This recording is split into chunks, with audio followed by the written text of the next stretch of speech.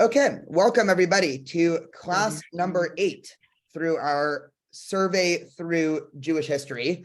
So just to, as we do every week, just to do a quick review and also frame where we're starting off today. So we are roughly between the years for today, 500 and 900 CE. And so we're still in very much the ancient world, but we are now creeping towards the Middle Ages, the medieval period, which will formally start next week. But just to sort of frame the big picture before we go into today's specific topic, we spent the first couple of weeks in the biblical period. We started off talking about ancient history, then we moved through Second Temple. And then for the last 2 sessions, we've been talking about the rabbinic period.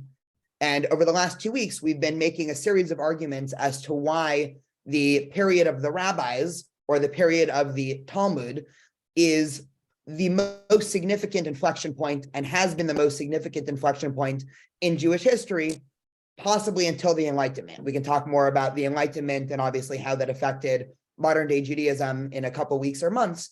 But the rabbinic period is really when Judaism went from this temple-centric, Israel-centric, to some extent, biblical literalist tradition to the Judaism we enjoy today, where we can be in Los Angeles, Orange County, New York, anywhere outside of Israel and still be practicing a robust Judaism that allows for interpretation, nuance, and innovation. And we don't actually view that as a breaking and departure from Jewish tradition. We view that as a foundational part of Jewish tradition. And so we spoke about that at length last time, and we even actually gave a couple of interesting methodological examples as to how the rabbis in the Talmud dealt with, let's say, tricky ethical situations where clearly the wider social ethics of the time evolved from the biblical era, which we can imagine 1000 CE all the way to now 500 CE. In 1500 years, society is going to change. And obviously, biblical interpretation changed to match that. And so those were the last 2 times. And so today we're starting off, this is our last session of the rabbis. So we are still in the rabbinic period, but we're going to start off in the Gemara, which was the second half of the rabbinic period, and then talk about what happened in the years once the Talmud was sealed. And this is actually a class that I'm really excited about. And it was a lot of fun preparing for this, because the second half of class, I want to get into a longer conversation about relationships. And I'm not talking contemporary, I'm talking ancient, but I think it informs contemporary relationships between the diaspora and Israel. And so one of the interesting things that happens during this time, starting off at about 300, 400, 500 CE, is that about 60% of the Jewish world lived in Babylonia, another 30 to 35% lived in the land of Israel, and another 5 to 10% was scattered around, some in Egypt, others had already ended up in the rest of Europe from there. But you have a really interesting sociological situation, much like we do for the last 70 years, where the Jewish community is quite literally split in half between 2 strong cultural centers. And what do you know? Things did not always work out perfectly in terms of the interactions between those 2 communities. And so we could explore some really interesting texts as to the different ways that the rabbis in Babylonia related to Israel. This is, of course, before a state of Israel. This is when Jews were living there under, at that point, Roman and subsequent Christian rule. So it's a little bit different than today's view and our situation with the modern state of Israel. But I think it's actually a really interesting case study in this dialectic between, you have Jews living in a diaspora, you have Jews living in Israel, and both centers, even if they don't explicitly say it, believe that they are truly the center of Jewish life, and the other should be informed by their values. That's certainly the case and has been the case for American Jews vis-a-vis Israel, and I'd argue it's the case in the opposite direction, right? Israelis vis-a-vis American Jews. So we'll get into that in the second half, and it was a lot of fun compiling the sources for that. So let's hop right in. And of course, if there are any questions, feel free to cut me off anytime. So this is the same timeline that we've been using. So hopefully this isn't new to anybody, but just for people that are more timeline oriented, you can see here, today we are starting off in the period of the Amoraim, right? The rabbis who wrote the Gemara. Just a quick review, the Gemara was the commentary on the Mishnah. So we spoke about this last week, but just a quick review, because this is where we're starting off today. The Mishnah was the oral Torah that was subsequently written down. And we talked about the debates and repercussions about writing down an oral tradition. And of course, the Mishnah was supposed to be the final word of Judaism, right? The Mishnah was supposed to be a guidebook that every Jewish home could have a Tanakh, and they could also have a Mishnah. And anytime any question arose as to Jewish practice, you could consult the Torah and subsequently the Mishnah, and all would be well. The only problem is people started reading the Mishnah, and like any text, once it's spread around and once it's given new practical cases, especially in a diverse community over the course of hundreds of years, new cases arise, values change, interpretive traditions change. And so all of a sudden, you now get tens and tens of pages of debate for every couple lines of Mishnah. And this then becomes the Gemara. And so we have, again, another timeline here of the Amoraim and the Sivoraim. So what we didn't talk about last time is the geographics of all of this, which is where I want to start today.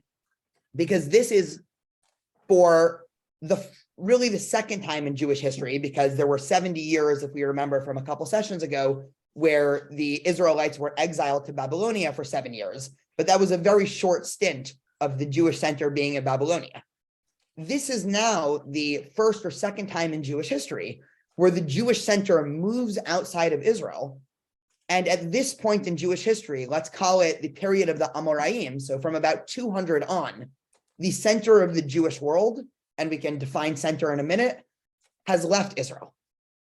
And so what I mean by that is not that there were no Jews in Israel, not that Israel wasn't important, not that people didn't frequently want to visit Israel, but if we're thinking of major cultural centers of where is the dominant intellectual, cultural, philosophic, religious values and ideas coming from, this is really the first time in Jewish history where you would have to look elsewhere.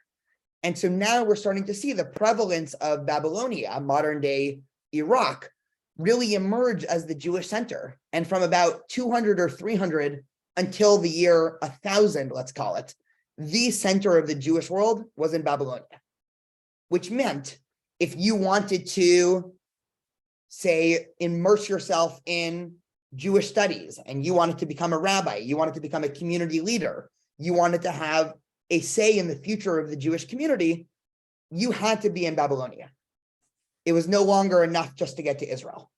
And some comparison could almost be, I'm going to butcher, hopefully I don't butcher this comparison because I actually know very little about the topic I'm about to compare to, but I imagine it would be very similar to movies and films are made in lots of places in the world, but everybody knows that Hollywood is the center. And so, of course, there was production of Jewish life happening elsewhere. There was a big community in Alexandria, Egypt. There was a big community in the Galilee.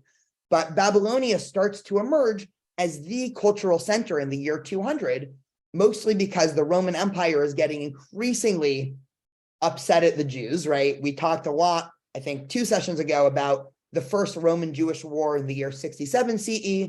About 70 years later, we talked about the Bar Kokhba revolt, where the Jews in the year 137 CE attempted to kick out the Roman Empire from Israel. And once that happened, it was very difficult for Jews day to day under the Roman Empire.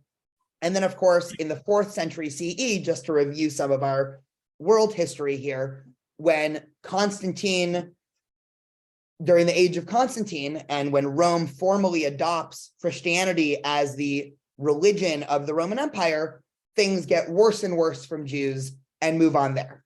And so Israel becomes increasingly less of a good, safe, productive, whatever word we want to use, place for Jews. And that switches to Babylonia, Bavel, which was not under Roman rule. It was not under Christian rule. It was under Sasanian Zoroastrian rule.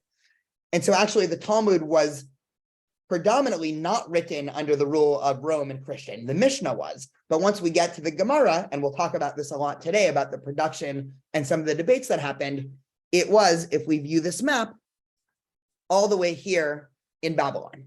And this map, just for people who can't read the caption, says sources of rabbinical authority, because for the early period of the Talmud and the Gemara, and this is, again, think the years 250, 350, up until 400 CE, the 2 Jewish centers of authority were Israel and Babylonia. And both of these communities, again, where the bulk of Jews in the world lived, both had their academies, had their yeshivot, had their interpretive traditions, and these were the people that were in charge of interpreting the Mishnah. And so actually the Talmud is kind of a misnomer, and this is something that I think a lot of times trips people up, because we actually have two Talmuds in Judaism. Generally, if somebody uses the term Talmud, you can be almost 100% sure they're referring to the Babylonian Talmud, or what we call the Talmud Bavli. But at the exact same time that the Babylonian Talmud was being written, there was another Talmud being written in the Galilee, and that was called the Talmud Yerushalmi, or the Jerusalem Talmud. And one of the interesting things that happened, again, you can imagine this is an interesting case study. You have these two Jewish centers, you have their academies. So think the Harvards and Yales of the ancient Jewish world.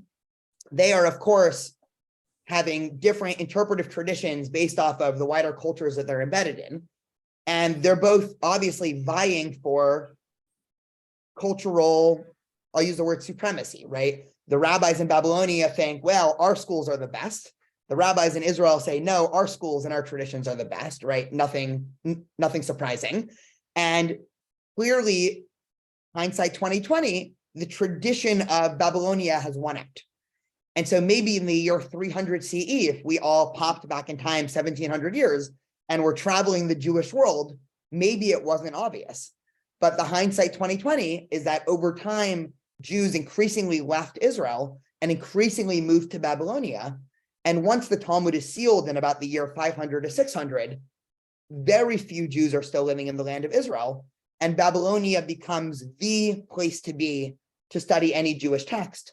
And once that happens, the tradition of the Jerusalem Talmud becomes extremely insignificant. And so today in, let's say, traditional yeshivot, or when someone's studying to become a halachic decision maker in the Orthodox community, 99% of what they're studying is the Babylonian Talmud. And every once in a while, if there's an extremely rare or interesting case, or somebody needs to find a loophole in a tricky ethical situation, then you consult the Jerusalem Talmud. Oh, let's see if this gives us a way out. But the Babylonian Talmud wins out, and we'll discuss a little bit as to why. Two more preliminary comments, and then I'll take some questions here, because this is a little bit more informational than a lot of the past ones, but I wanted to really explore the background for this history so we can come into these sources with some background knowledge. So one of the things that happened at this time is major yeshivot, or Jewish study seminaries, popped up in Babylonia. And some of these names are very famous in the Jewish world. So here is another map of the major yeshivot in Babylonia. And so just three of the most famous and notable ones was the yeshiva in Sura, the yeshiva in Pumbedita, and the yeshiva of Neharda.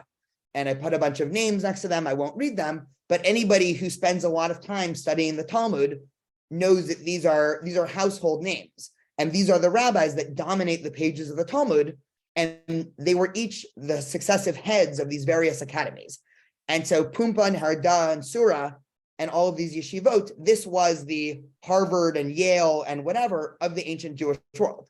And so again, of course, there were other yeshivot, right? This wasn't the only place, but if you wanted to be a top scholar in the ancient Jewish world, you would actually have to travel to these places. And we'll talk a little bit more about how these became cultural centers of the Jewish community.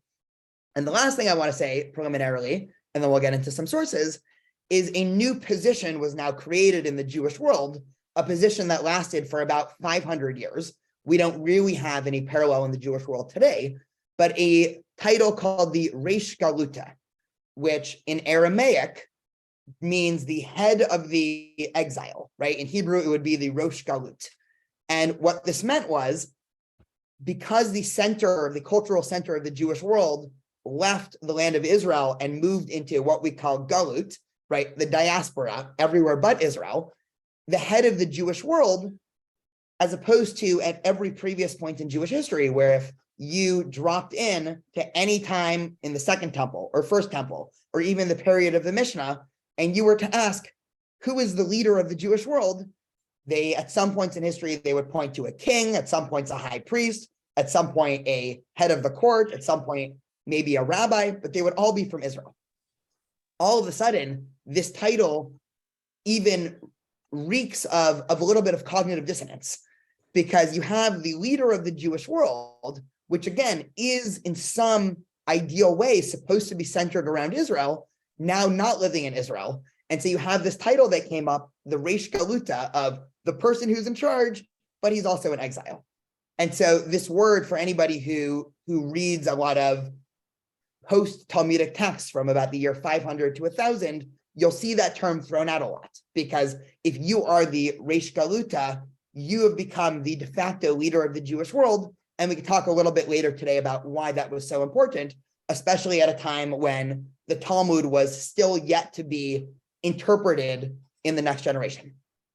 Okay, any questions or anything? I just threw out a lot of information that's usually not my style, but yes. I have a question. What's your name? Rosalie? Rosalie, yeah. Perfect.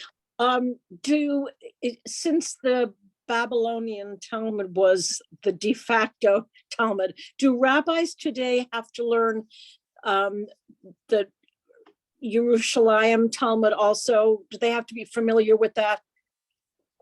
So the short answer is no. And it's a really interesting phenomenon. If you are, so let's say we're talking about the Orthodox, Haredi community. So the heads of the community, I mean, if you're spending 15 hours a day, every day of your life studying Talmud, chances are you've had time to make it also to the Jerusalem Back Talmud. and forth, yeah. Yeah. But for your average, even Orthodox rabbi, even quite learned Orthodox rabbi, you've probably spent very little time studying the Jerusalem Talmud. Okay. And it's not an accident that one of the things that we'll see a little bit later today, which is why I think this springboards a really interesting discussion of relations between Jews and Israel and the diaspora, is it was actually a very concerted effort by Babylonian rabbis in the 6th, 7th, and 8th century to, I don't want to say shun the Jerusalem Talmud, but to very heavily bolster their own and talk about the other one as inferior or lacking and everything like that. And I'll also just say methodologically, I mean, one of the things that a lot of Talmudic scholars and academics today will point out is the Jerusalem Talmud has 2 or 3 flaws that the Babylonian doesn't. So just to list a couple of those, one, it was never edited as thoroughly. And so one of the reasons why the Babylonian Talmud became so important is again, from last week, just to review, the Talmud is a series of conversations over the course of 300 years. That is not an easy thing to read as a book. I always tell people, normal books, right? If we imagine, let's just pick Harry Potter, right? There's a page 1, they don't assume you know any knowledge, they introduce the characters, and there's a reasonable plot line and storyline that goes on. The Talmud reads as if 15 people were in an argument and I opened the door half an hour in and just started taking notes. And so the Talmud as a book, both the Jerusalem and Babylonian Talmud, is a very cryptic, very difficult text to decipher. And so it had to go under many rounds of redaction and editing. And even after it's edited, it's still not easy to understand. So we can imagine how difficult it was for those 4th and 5th century rabbis who took the text of the Talmud and then had to somehow weave that into a set book. And so for whatever reason, that was never done with the Jerusalem Talmud.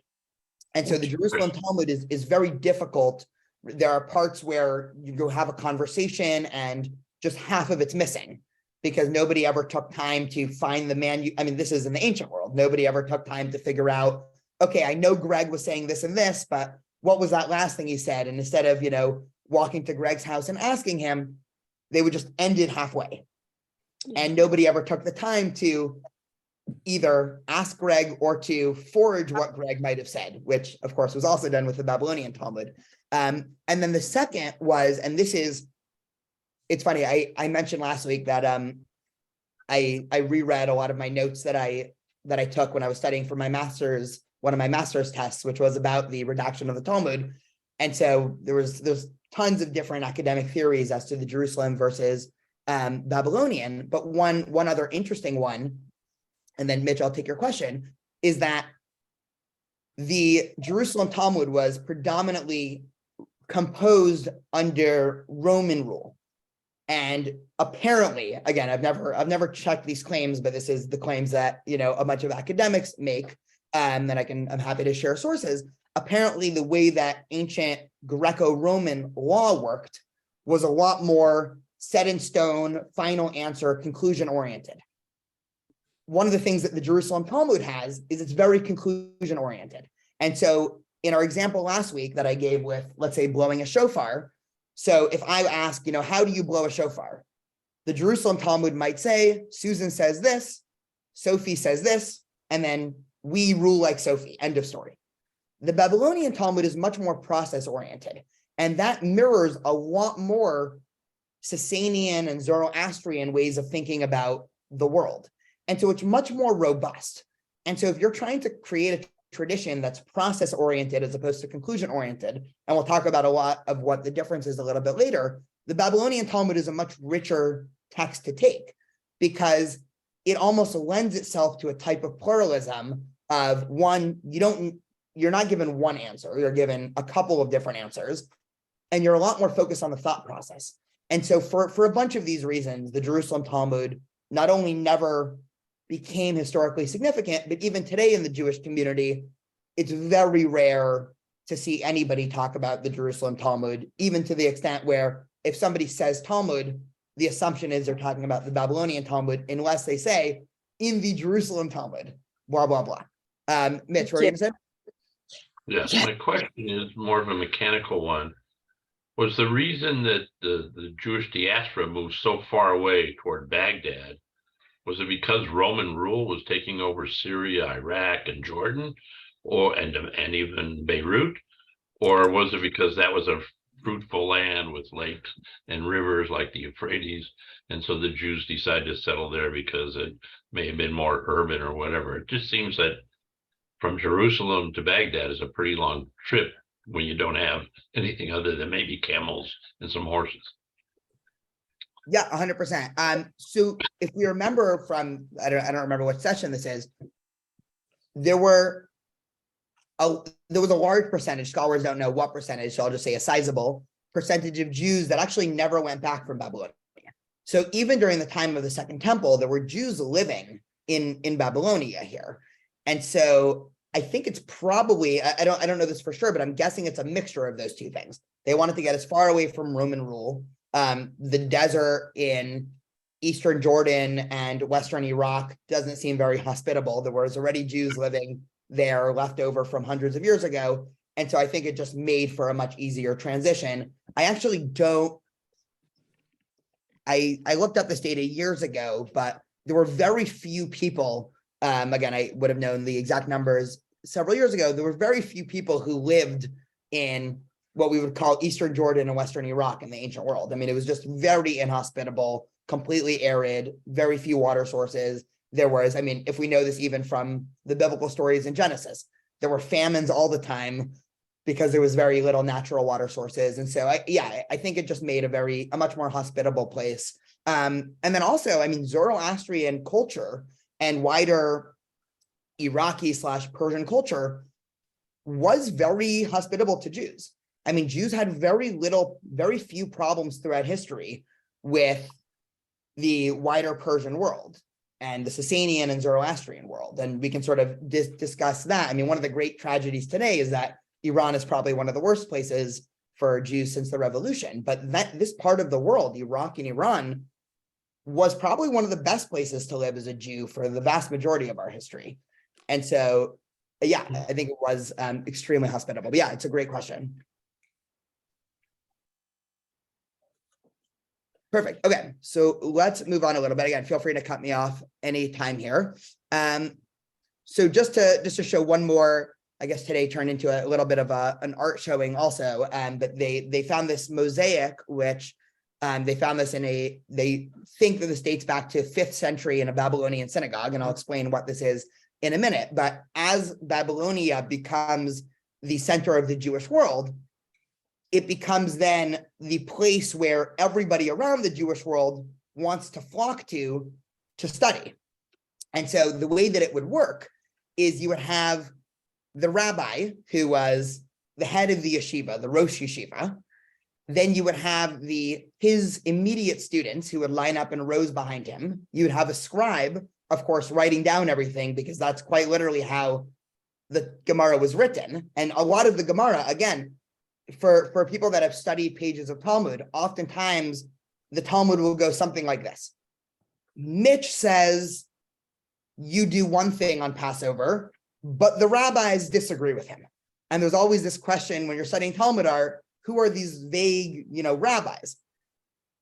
These people are the vague rabbis. And so the way that it would work is you'd have one or two leaders of the community stand sort of in the public debate for. Then you'd have a bunch of people who were presumably there to learn, but also engaged in the conversation. And much of the Gemara is the scribe, whatever the scribe found relevant to the conversation, the scribe wrote down, which is, again, exactly why, for anybody who's ever, let's say, taught a class that has, 100 people in the audience, or even a class with 4 people in the audience, you can immediately start to see why the Talmud oftentimes reads like a conversation and has tangents and goes on completely different side narratives, and sometimes spends 3 pages talking about something completely different than the lecture topic, because that's how real life works. This isn't a neatly edited book where a bunch of people sat down in a room and said, how can we write down the most ideal conversations about Jewish law, which is part of the beauty of the Talmud. But this was called the Yarchei Kala, where, again, twice a year, or for 2 months out of the year, the entire Jewish world, or the intellectuals in the Jewish world, would descend on these various yeshivos, Sura, Neharda, Pumbedita, and they would all come basically to learn from the rabbis that were in charge, and then go back to their home communities with that information. And so, again, this is obviously in a world, of course, before technology, but even before printing press and everything like that.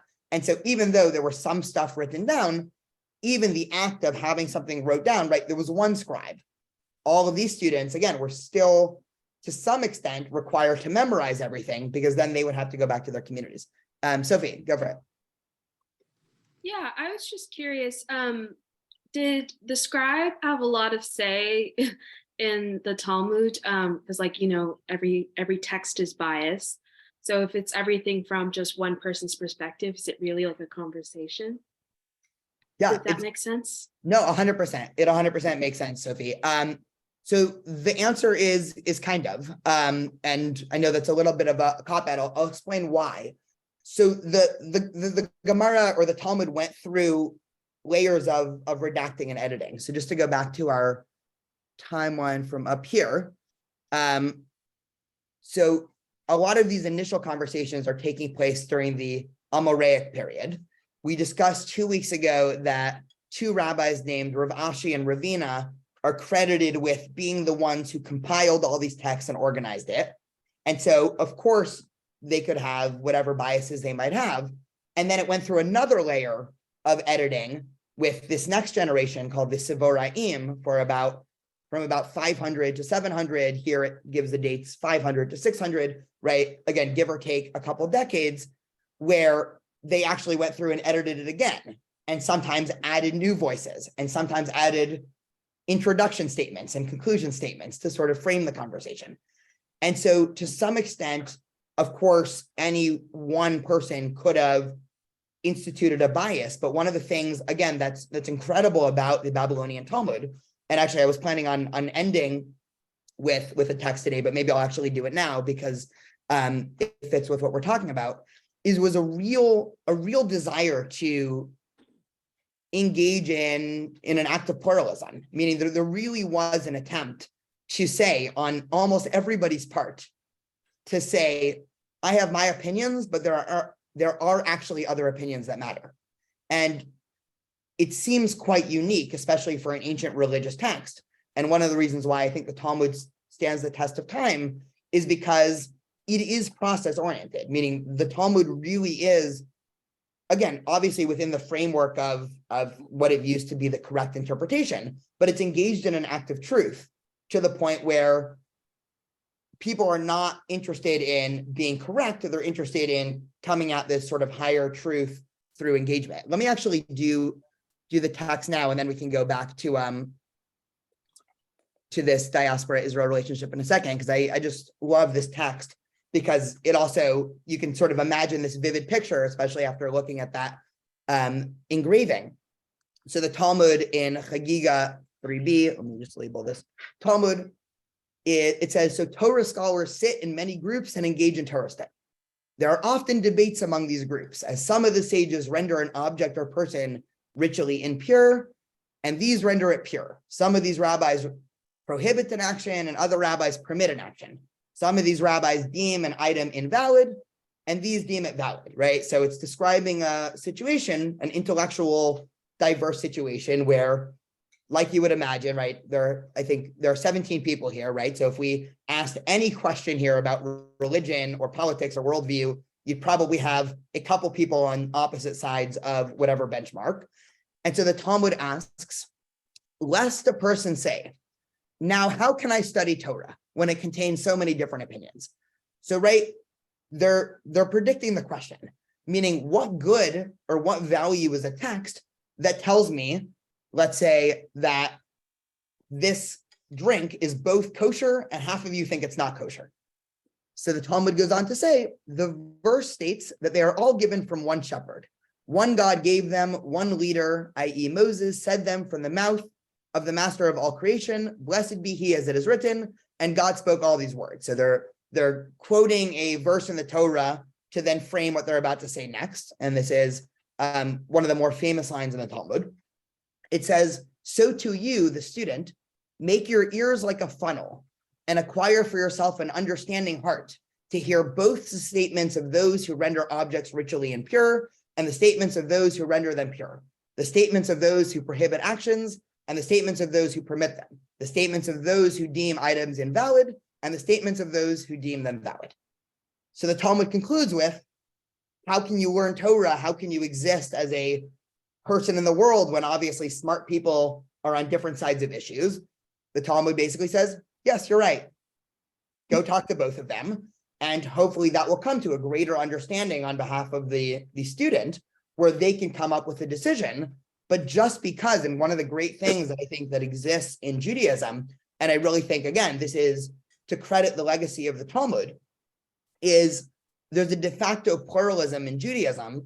This isn't always practiced as it should be ideally, but there's an inherent pluralism in Judaism where there are plenty of times where I can say, this ritual, this action, this food, I view it as not kosher. Someone else views it as kosher, and they are equally as right as I am. Probably the most famous example, right? I can, if we sat here for an hour, we can come up with hundreds of examples. The most famous example in the last couple hundred years is kitniot on Passover, right? So in the Ashkenazi Jewish community, there arose a custom on Passover to not just refrain from eating bread and other leavened objects, but also from eating things like beans and legumes and other things like that for a whole variety of reasons. Middle Eastern Jews and Sephardic Jews never had that custom. And so today you can go to a traditional, let's say Ashkenazi Passover Seder. And if you ask, can I eat rice on Passover? They will say, no, it is prohibited. If you then go to a Sephardic Jewish house and say, can I eat rice on Passover? They say, of course. If you ask, is the other person doing something wrong? They'll both say, no, of course not, right? It's their tradition to do that, or it's their tradition to not do that. Mitch, go for it. This sounds a lot like a very complex version of either Socratic method or physicists trying to figure out the creation of the world. Yes.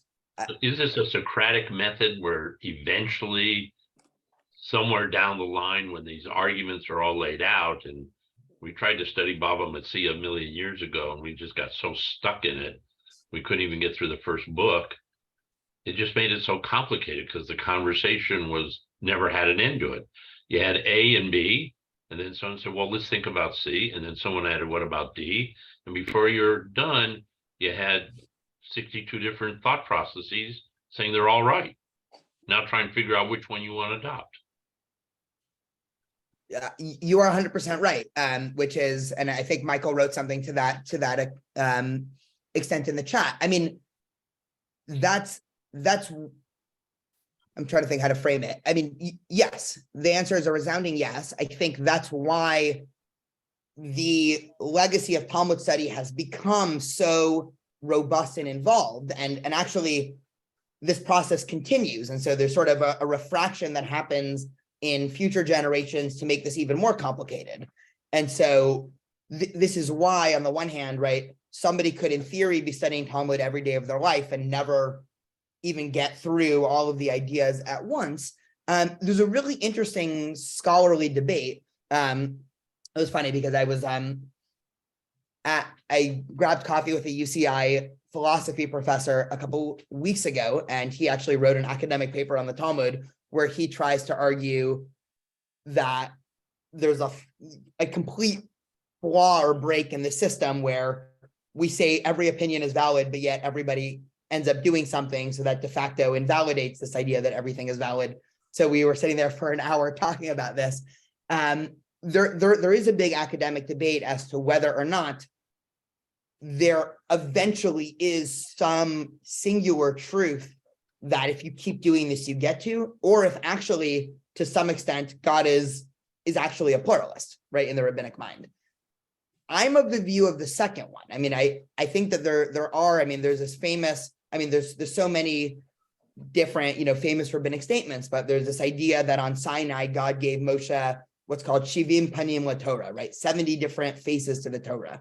There's another famous statement in the Talmud that anybody who wanted to be on the judge circuit in ancient Israel had to be able to come up with 49 reasons why something was pure and 49 reasons why something was impure. And so it really does seem like the goal of Talmud study and learning is to involve yourself in this conversation, to actually involve yourself. I don't mean, spark notes, what was the conclusion, but to engage in the conversation. And then at the end, you come up with whatever answer you think is correct.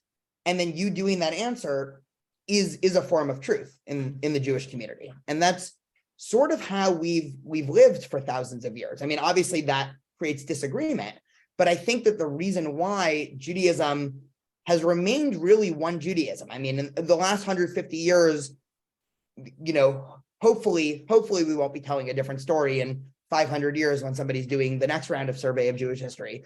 But for the last 2,000 years since the rabbinic period, we've never split off into different groups the same way that, let's say, Sunni and Shia, or the same way in the Christian church there were different traditions. We obviously had different groups that had very robust debates, right? You had Ashkenazi Sephardi break off. You had the sort of Maimonides rationalistic camp and the Judah Halevi more metaphorical, metaphysical camp. But the communities all respected each other. And even if they thought you are completely wrong, they still said you are completely wrong. Okay, now let's go have Shabbat dinner together. Which is really an incredible thing. I mentioned before this, and then Maddie, I'll take your question, and then Susan. I was just at this conference with 200 college students, and it was different student leaders that are doing programming surrounding Israel on different campuses.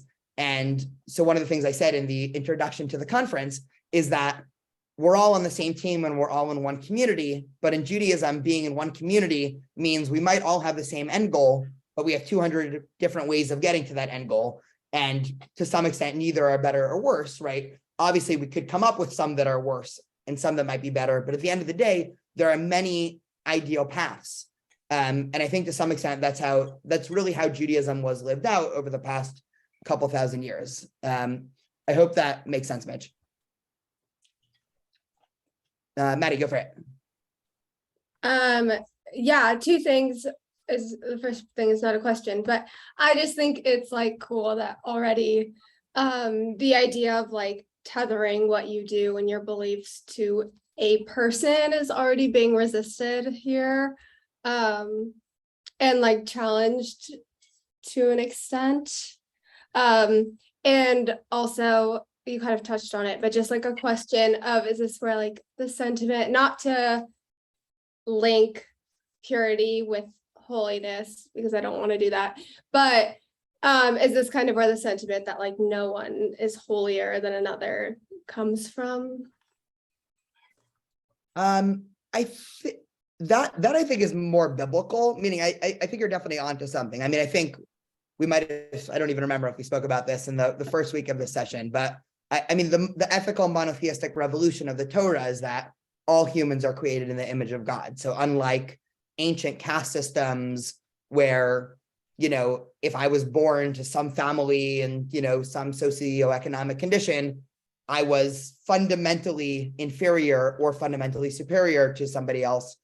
The Torah really does try to push the view, no, all humans are inherently equally godly. I mean, this is probably maybe some logical conclusion of that, where if no one person is any more powerful or great than another, then to some extent it devalues the power of authority and ups the power of dialogue and engagement with others. Because if we're all on the same equal playing field here, and yet we're still trying to vie to see who to listen to, well, nobody by nature of their stature or who they are or how they were born or whatever is going to convince us. It has to be through almost argumentation. And so again, this is in an ideal way. Again, you know, humans are very far from practicing the ideal way that probably the Talmud wanted Judaism to be practiced. But in a sort of ideal form of Talmudic Judaism, the best that it would be a pure meritocracy of ideas. And so, you know, the best ideas would just constantly be vying and rise to the top, and there would be very little, you know, demagoguery. And one of the things that Judaism has been skeptical of for thousands of years, I mean, rightfully so, is any one person trying to amass centralized power for themselves.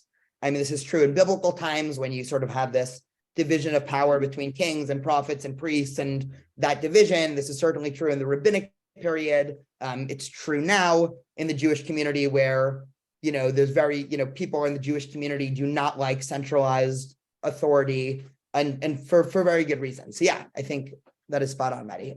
Susan, go for it. It reminds me that decades ago when I was learning about Hanukkah, hearing the debate between Hillel and Shammai, and at that point I was told that the idea and even the concept of Havruta, that you have these arguments, and that in the end you first of all you study, and secondly then you use your intellect to see which argument seems proper and strongest to you as the individual. And so that concept always excited me. Yeah, I love that. Thank you, Susan. Yeah, it reminds me of the story. I probably told the story in some TBT forum before, but it's worth revisiting. There's a famous story in the Mishnah where the way they used to declare the new month was that you'd have to wait for the moon to disappear, and then when you spot the new moon, that would be the new month.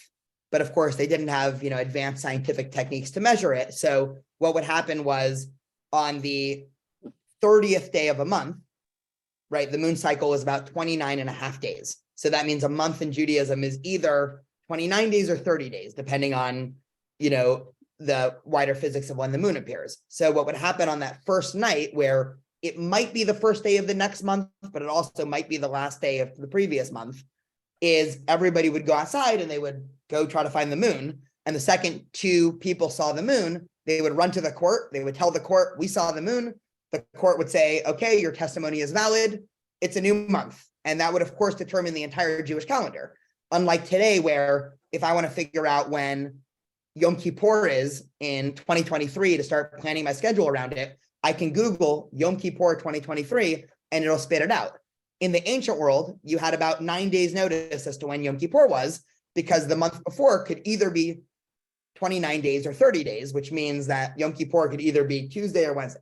So there's a famous story in the Mishnah where two witnesses come in and they give the testimony and they leave, and the head of the court says, you're right, it is the new month. Tishrei, which is the first month on the calendar, is today, which means today is Rosh Hashanah. Two other people that overhear this testimony come in and say, those witnesses are lying. We've done a bunch of calculations. There's no chance they were able to see the moon there. They're either lying or they saw a cloud or maybe a comet or something, and they thought it was the moon. And so this, of course, creates a whole ordeal because now Yom Kippur is coming up in a week. And the question is, what day are you going to fast and celebrate Yom Kippur? The way that is the sort of scientifically objective, correct way, or the way in which the court determined. And so they end up going to Rabbi Akiva, who was considered the head of the Jewish world at that time. And they ask Rabbi Akiva, we want to celebrate Yom Kippur on the day where we objectively believe it to be Yom Kippur. And he says, you're forbidden to do so. Because once you start going back on this decision, then you have to question the entire process of Jewish law. And so they basically say, okay, we're going to basically break our day of Yom Kippur in deference to this day that we know meteorologically cannot be Yom Kippur. And so this is taken by the Talmud to be, to some extent, the Talmud's not just interested in the facts. The Talmud's also interested in being a production, almost a bottom-up production from the community. And so there is this sort of mixture of a search for truth mixed with we actually do value opinion and reasoning and precedent and all of these things to make it much more complicated than saying either the Talmud is sort of a mathematical philosophy book, or the Talmud is just a bunch of people talking, or the Talmud is just based off of precedent and tradition. It really is this strange mixture, which of course leads to the modern day Jewish community where there actually is a lot of power from the community as a whole to change precedent.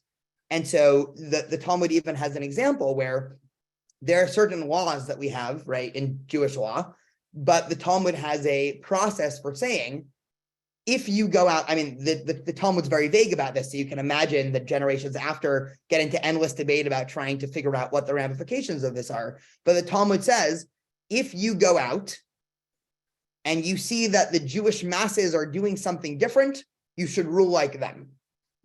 And so later scholars have no idea what to do with this. What does that mean? Does that mean that if I say, I read the Torah and I say, okay, it's clear cheeseburgers aren't kosher, and then you go out and 90% of the Jewish world is eating cheeseburgers, does that ipso facto make it kosher? So, right, probably very few people would say that, but there are other things within Jewish law that had precedent, had logic behind it, but then the bulk of the Jewish community just sort of migrated on from it for a whole variety of reasons. And now it's just become accepted in the wider Jewish world. And so situations like this, again, it's very hard to come up with an exact legal framework as to what Jewish law is, which again leads to the fact that today you can have 5 different people that can all swear to you they are practicing the authentic traditional version of Jewish law, and they're all doing 5 completely different things. And from some other perspective, all 5 of them are correct. And so that's sort of the basis of the Talmud, this sort of paradoxical notion that there's multiple opinions, everybody's right. Maybe there is, at the end of the day, some singular truth, but we have no capacity to get there. And so it becomes much more about the process and the intent behind it than actually the final action. I hope that frames it a little bit. And yes, Mitch, 100% when you said that getting through Baba Metzia was a tough struggle. It definitely is. Okay, so let's go back just a little bit. So now with this sort of framework in mind, let me just find the right place in the doc so everyone doesn't have to watch me scroll. Perfect. So one of the things that we start to get at this point in history is, again, obviously all of these robust debates and everything like that. Just to highlight Michael's comments in the chat says, as the Israelis say, every Jew is a pope unto themselves, which is a very funny and to some extent true statement. So yes, thank you, Michael. So again, just to reframe where we are, the Jewish world is now moving and centering itself towards Babylonia, which to some extent presents a religious challenge. And the religious challenge is that so much of our previous tradition has been centered around Israel, talking about the journey to Israel, the benefits of Israel, the importance of Israel, the supremacy of Israel. And so all of a sudden, these great Jewish centers in Babylonia you can imagine some cognitive dissonance there of saying, we are living life as an ideal Jew, but we're also not living inside the land of Israel. And so how do you deal with this cognitive dissonance? So you get several very interesting statements in the Talmud that get at this new movement. And this new movement was a very strong movement in the Jewish world for a couple hundred years, to talk about the switching or the moving over of the Jewish center to the diaspora. So we'll go over just a couple of sources that are all on the same theme, and then we could unpack it. And so, of course, this is from the Babylonian Talmud. Rabbi Yehuda says, anybody who lives in Babylonia, it is as if he lived in Israel. As it says in the book of Zechariah, right, one of the books in the Tanakh, O Zion, flee to where the daughter of Babylon dwells. And so Rav Yehuda, again, one of the Amoraim, says straight up, anybody who's living here is just as good as they live in Israel. Why? Because I found some verse in the Tanakh that talks about somebody fleeing to Babylonia. So it must be equal to Zion. Again, this is sort of interesting geographical religious apologetics here, right? The examples get even more interesting.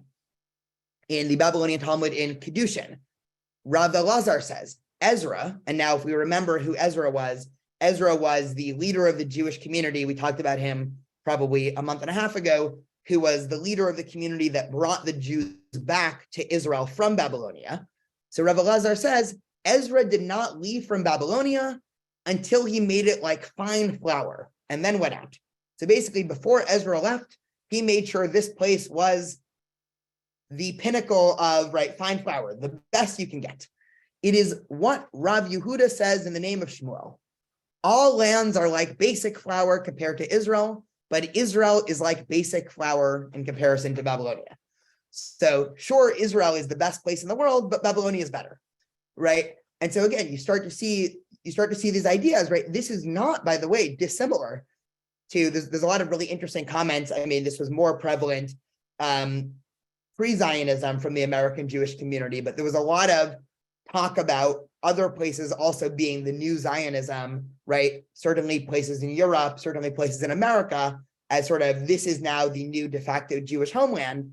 And one of the interesting things here, these texts are from 1600 years ago, they had the same community tensions that we were dealing with, right? The fact that in the year 2023, the Jewish world is split between two geographical centers, right? 90+% of Jews are either in North America or Israel. I think it's about 50% of Jews live in Israel, about 46% of Jews live in America. There's a couple still scattered throughout Europe, a couple of Jews still in Iran, some in South America, but very few, right? Very insignificant numbers when talking about the wider population. And of course, there's going to be tensions and stresses and differences. Just to do a couple more right now in a more religious philosophic sense, Rabbi Shimon Bar Yochai said, come and see how beloved are Israel to God. Every place to which they were exiled, the Shekhinah, which is a name for God, went with them. Where is the Shekhinah in Babylonia? Abaye said, in the synagogue of Chutzal and in the synagogue of Shaf Vetiv, which are just two names, right, in Neharda, right, our yeshiva from before.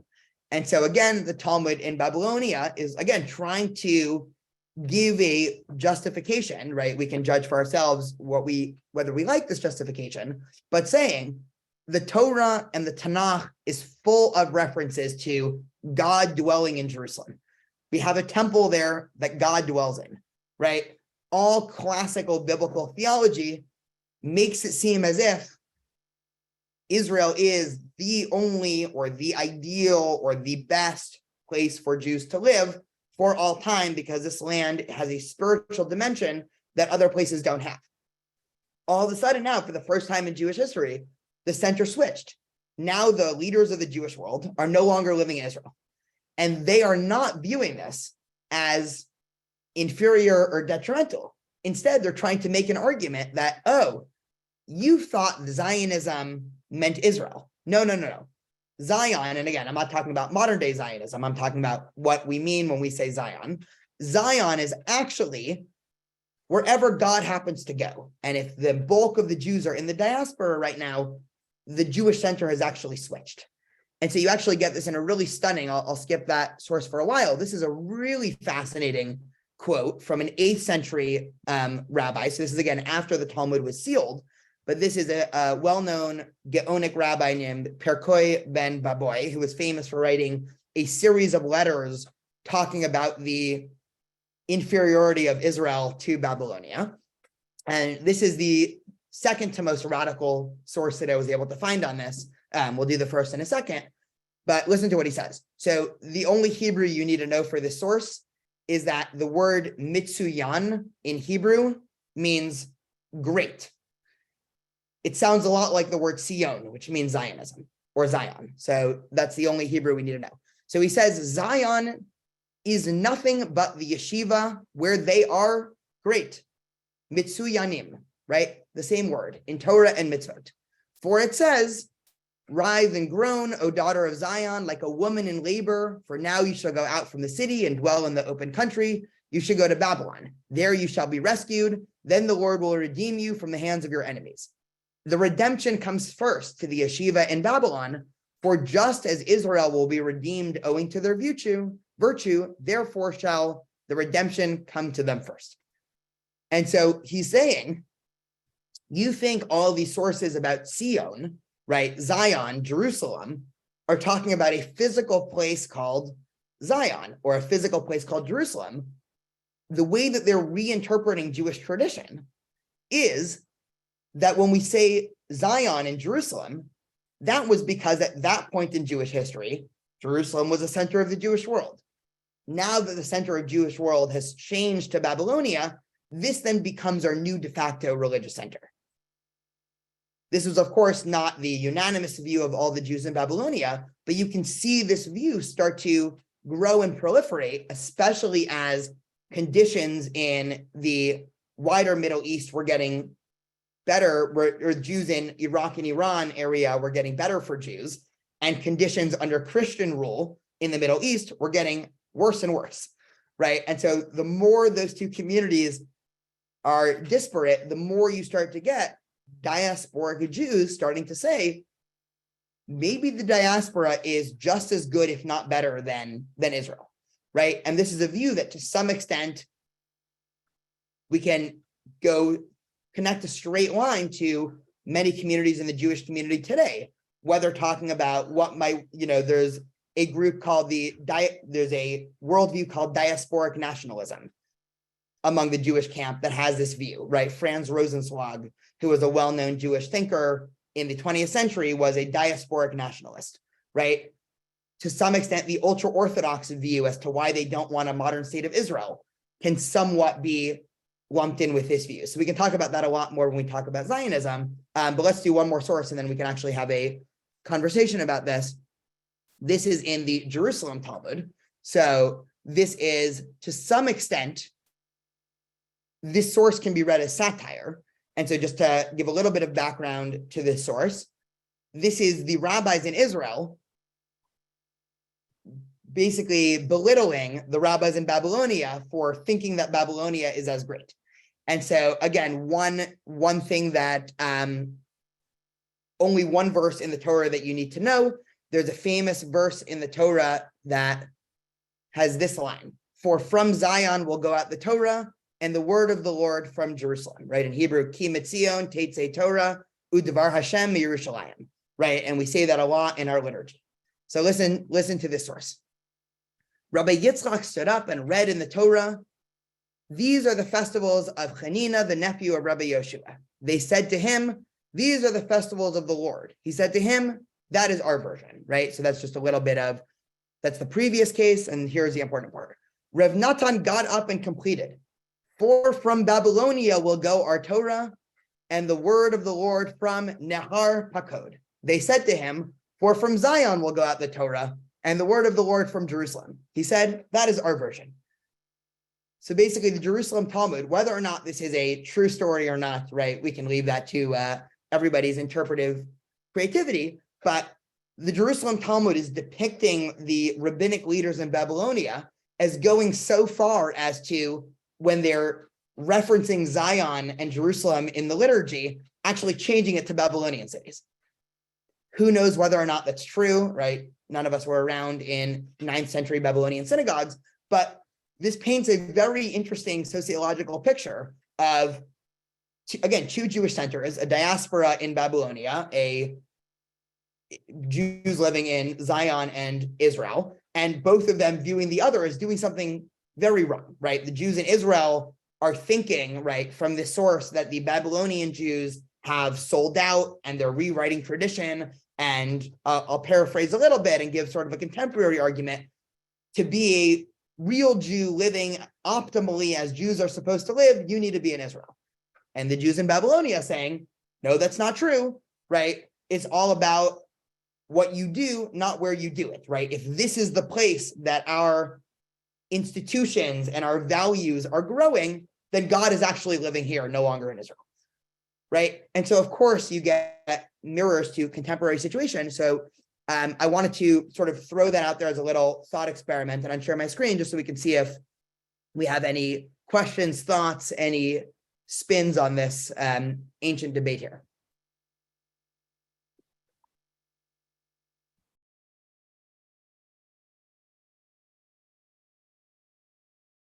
I can go. Yeah, go for it, So Tiffany. it's this debate that I guess you could argue has kept Judaism alive for so long, since it's no longer tied to a place where, since we've been for the majority, the Jewish people have been kicked out from one place to the next.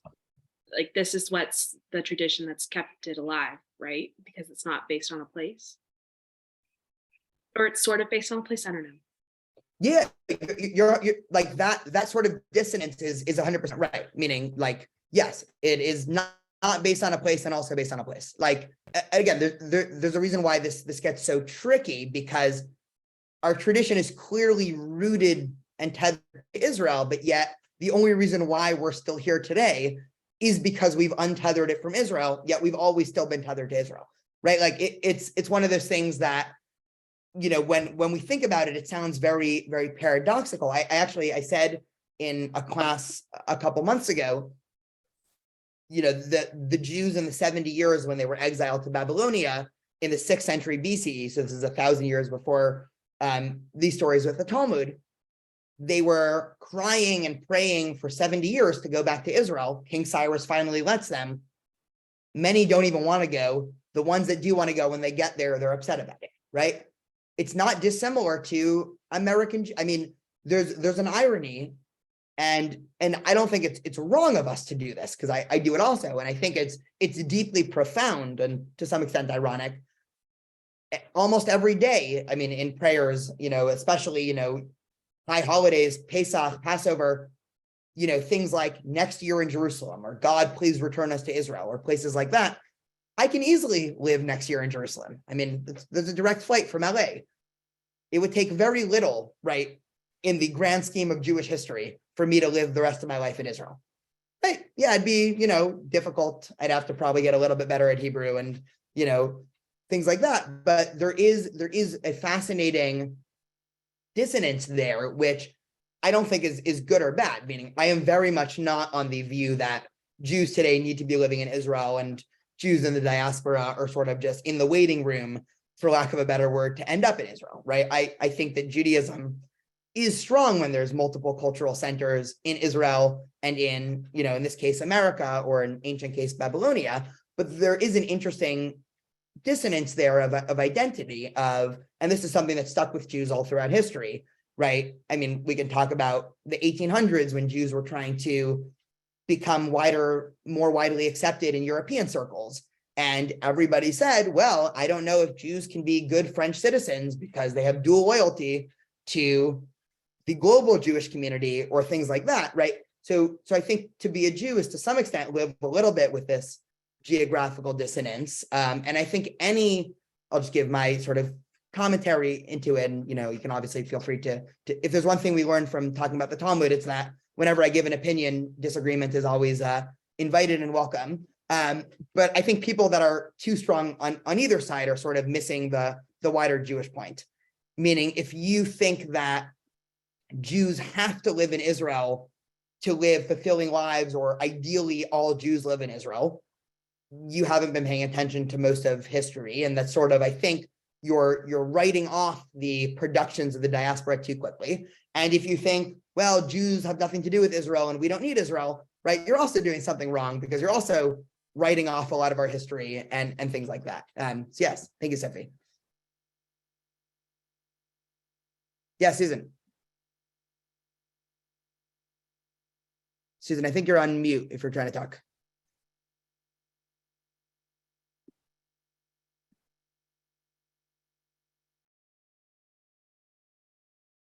While Susan is unmuting, does anyone else have any thoughts or questions or anything?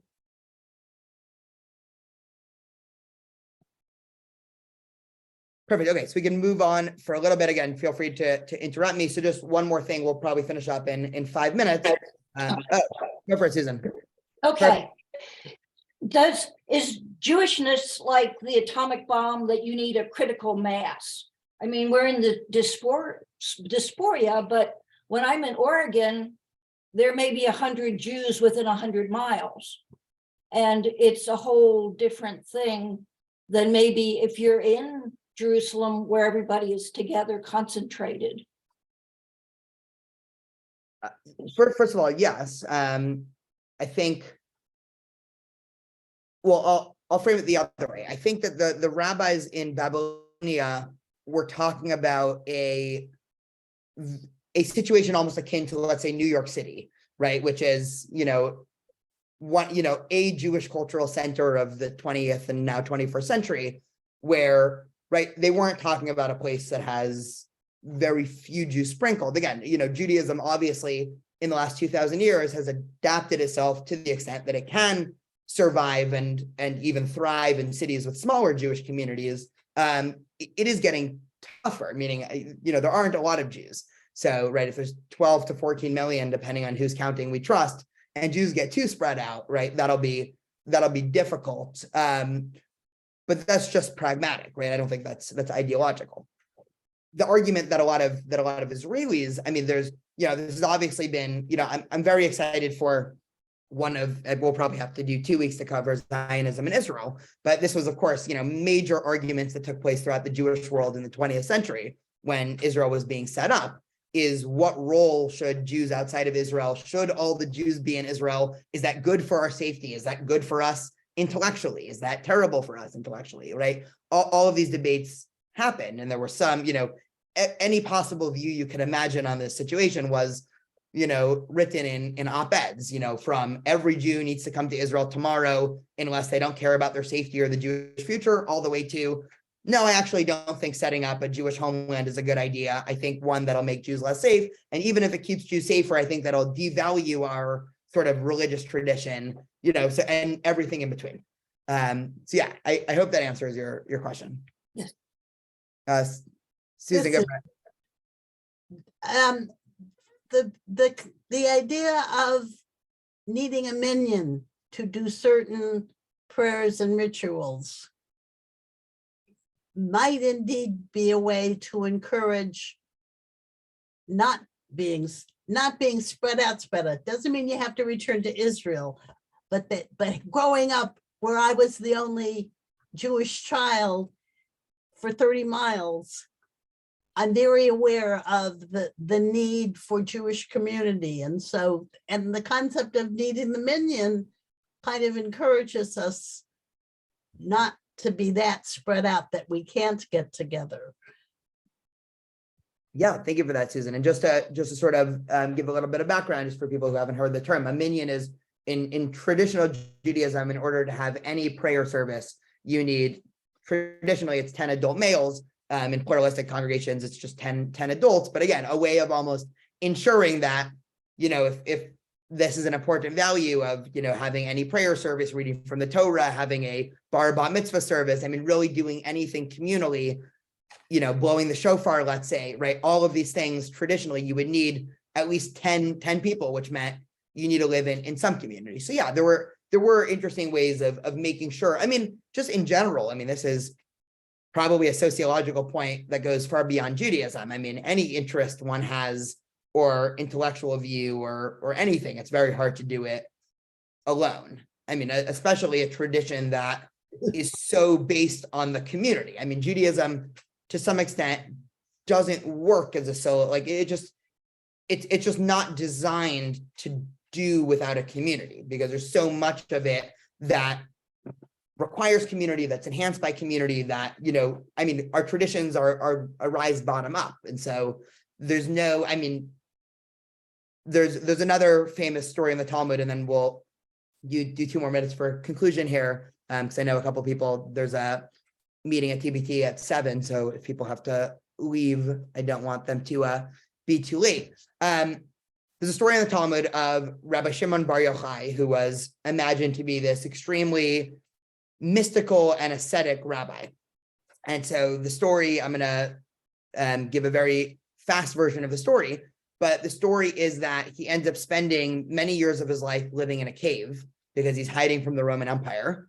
And he's spending all of his time. This is, by the way, the Talmud's version of Plato's famous the man in the cave metaphor. The Talmud has its own version. So Rabbi Shimon Bar Yochai is spending years in the cave, and all he's doing is studying religious texts all day. And so you would think this is the wisest Jew, you know, in history. And he leaves the cave, right? The Roman Empire stops looking for him, and he sees a guy farming. And the Talmud says he's so upset that this guy is farming because he's viewing this as a waste of time, right? Why are you dealing with, you know, in the words of the Talmud, why are you wasting your time with physical endeavors instead of focusing on spiritual endeavors? That it says, you know, fire shot out of his eyes, right? Again, clearly a metaphor, and the whole field burned down. And then God comes down in the story and says, you know, if you're just going to go out and destroy my world, get back in the cave. So he's sent back into the cave, spends another year or so there, then comes out again, sees the same farmer, and he goes to the farmer and says, tell me a little bit about why you're working this field. And he says, well, I have a family to feed, right? It's Shabbat tonight, and I want to make sure that we have food. And Rabbi Shimon Bar Yochai says, but it seems like you have more than enough food for one person. And he says, yeah, well, it's Shabbat, right? We have different ideas of Shabbat. We have Shamor and Zachor. So I want twice as much food.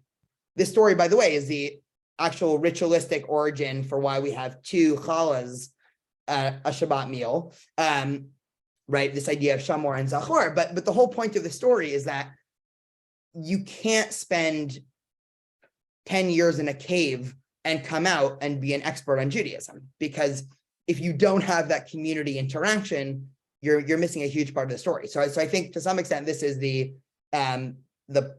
Aristotle or the Plato version of, you know, the famous analogy. You have the guy in the cave that his whole life he's looking at shadows, and he thinks that's the real world. And one day one guy leaves a cave and says, you know, there's actually a whole world out there. And he says, no, you're wrong, right? So this is that story, right? If we spend our whole life in the cave, right, to some extent, if you spend your whole life only worried about what the tradition already says and not actually engaging with, you know, the community and Jews, you're going to miss a lot of it. And so again, this is clearly the Talmud's way of saying, you know, they're both important, right? You need the tradition, but then you also need to take the community into account, which was, again, this tradition that was inculcated here.